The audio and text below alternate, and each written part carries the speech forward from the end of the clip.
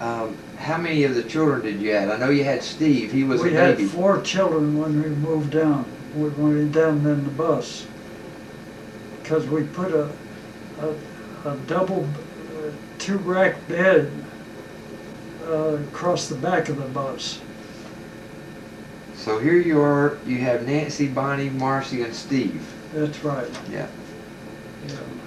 The first month will be the hardest for us. There's so many things we could use, and not everybody knows how to get along without everything as well as we do.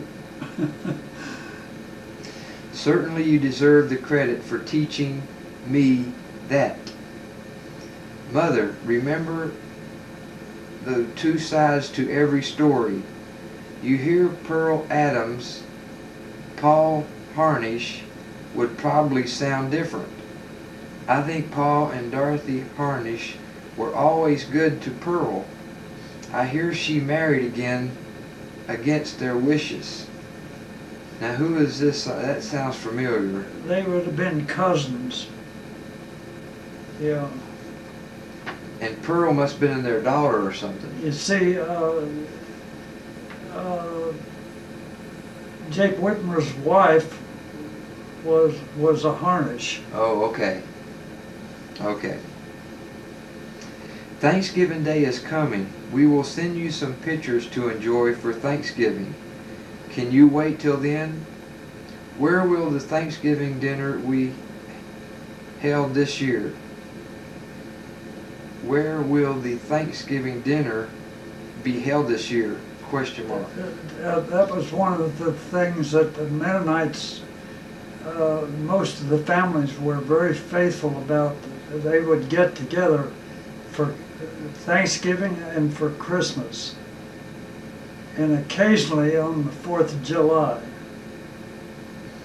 I hope I can send a great big letter with the pictures. Then nobody will even miss us.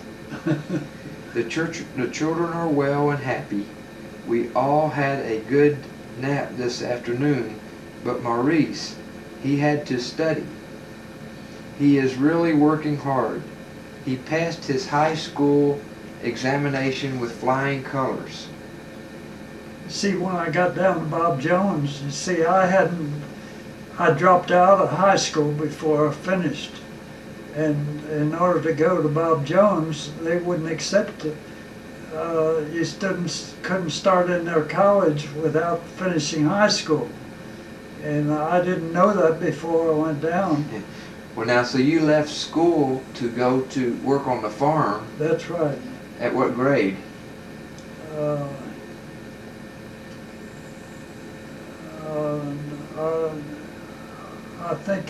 I think I dropped out in the 8th grade. So you were doing some cramming to catch up, huh? Yeah, but I really did. We are very happy about that.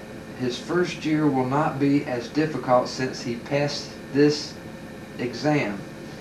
His high school principal must have written an interesting letter to the college about Maurice. One of the teachers was telling Maurice about it. You know, remember your principal up in Pennsylvania sending him a letter? Yeah. Would he tell you that you were a good student or something? That was a school in what was called Rossville. Okay. He must have told him how far along you were and so forth. Yeah. Well, one of the things that Daddy and Mother both taught us children was if you want to accomplish anything, you got to work hard at it. And they, even though there was a lot of work on the farm, they tried to provide time for us to study hard. We received a letter from Flossie and a great big one from Lois. Now that's Aunt Lois, but who is Flossie? She would have been a cousin of Thelma's. We enjoyed both of them very much. Lois was preaching to us. She should have been with us through the difficult weeks. Show her the letter I wrote at that time. One may be tempted to doubt God's love and tender care but as long as they keep on praying, they are not defeated. And it's amazing that this handwriting is not to put the other handwriting down, but your dad's and mother's, but this is quite stylish. Well, that was one thing, that your mother did a lot of writing. We are living in a world where we can't see much further ahead when to the end of our nose. I'm glad we can't. I'm glad we can't, but at times it would take difficult experiences and make them look like a comic page. Some of our past experiences seem funny now since they are over. Ha ha. And she laughed.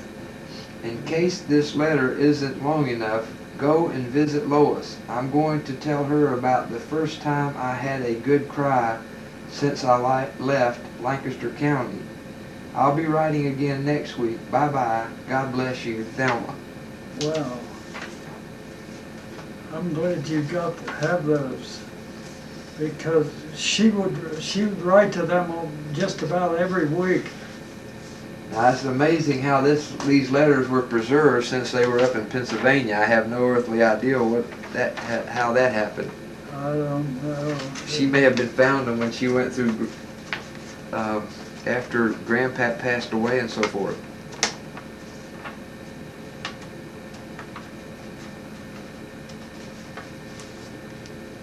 Now I'm curious to see what else we have here. Those things were very important back in those days.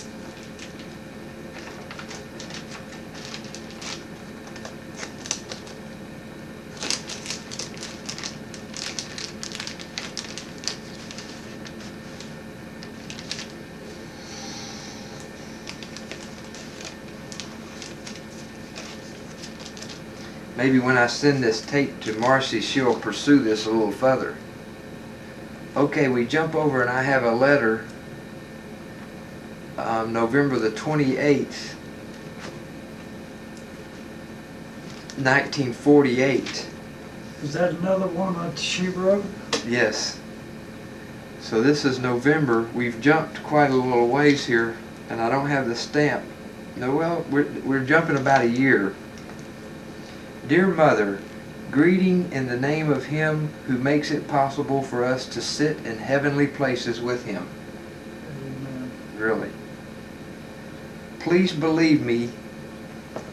These things are written on both sides, so I might as well pull it out.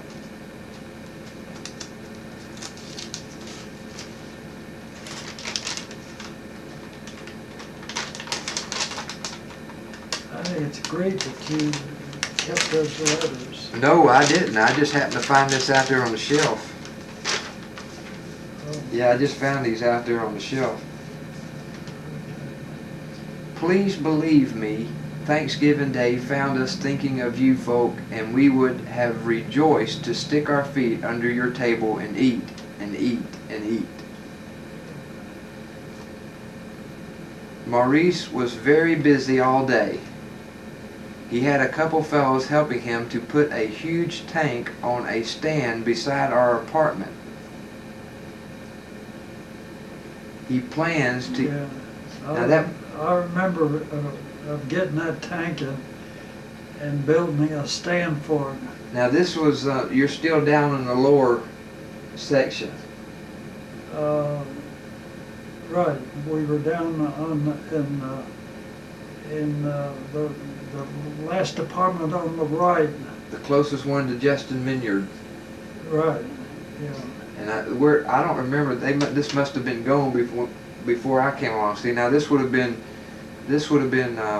6 years before I'm born. Well, it was in the back of the apartment. I remember that very well.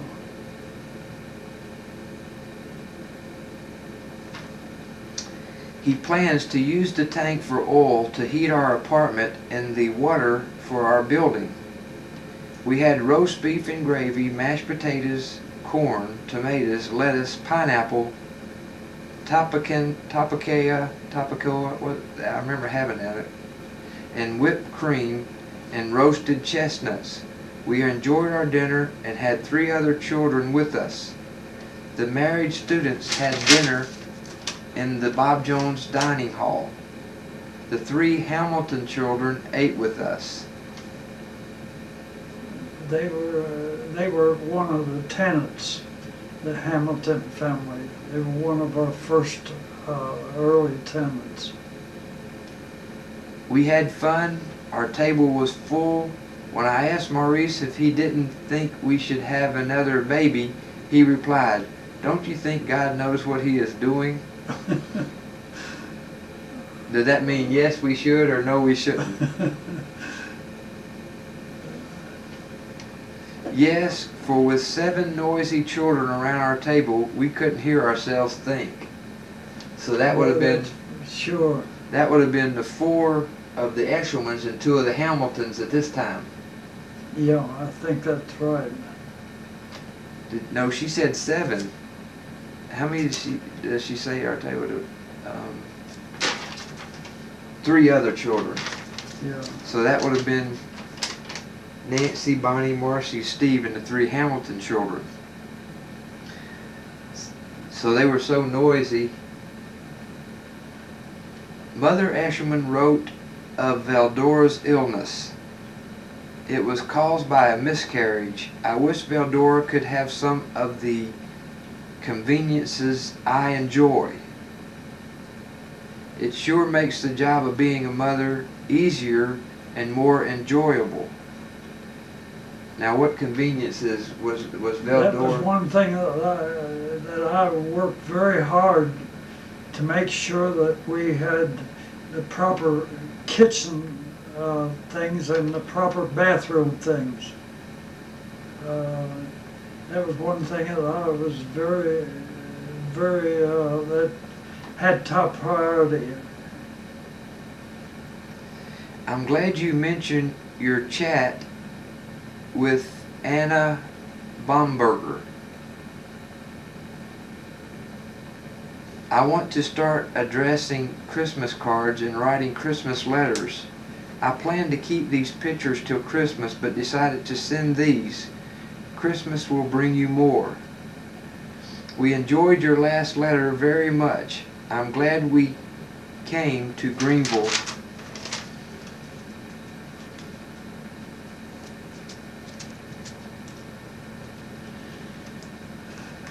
Now let me know if you're getting too tired.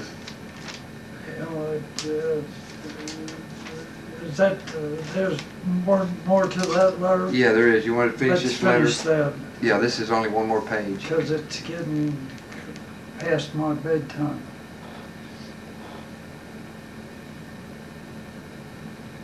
And I often wondered why Maurice couldn't go right through school. I'm sure we are doing God's will, and the smile of His approval is very sweet, and the blessings He adds to us adds happiness to life. We are more thankful for Maurice's job than we would have been if the last year would not have been so difficult. It's even fun paying bills when we do it for God's honor and glory. Marcy is telling to her hubby on her play telephone, "You ought to hear her." So Marcy was talking over the telephone to her husband. Huh? Now that wouldn't, I wonder if Marcy has read this recently. There's lots of sweetness in the conversation. She's going to buy some blow gum for her baby. Do the Hollander children know what bubble gum is? You ought to see the Eshleman kids bubble away. Little Marcy is quite an expert at answering the real telephone. She can do it better than Bonnie. When Bonnie answers, they always ask for her mother. Folks generally tell Marcy who they want, and she goes and calls the right person.